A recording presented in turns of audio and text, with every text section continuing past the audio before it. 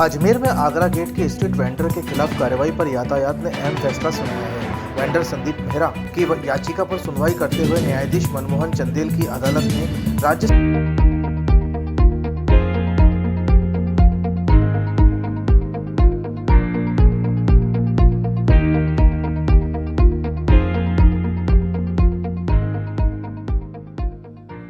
सरकार के माध्यम से जिला कलेक्टर को आदेश दिए हैं कि आगामी आदेश तक आगरा गेट से ठेला नहीं हटाया जाए।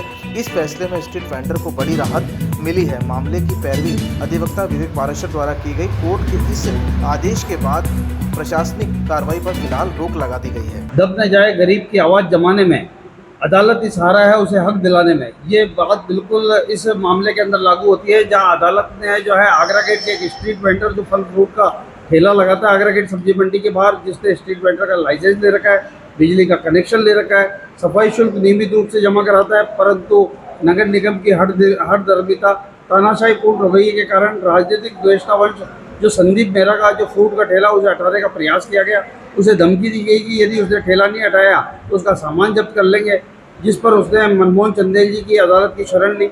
माननीय न्यायालय द्वारा इस मामले में आदेश दिया गया है कि पत्र विक्रेताओं के अधिकार है।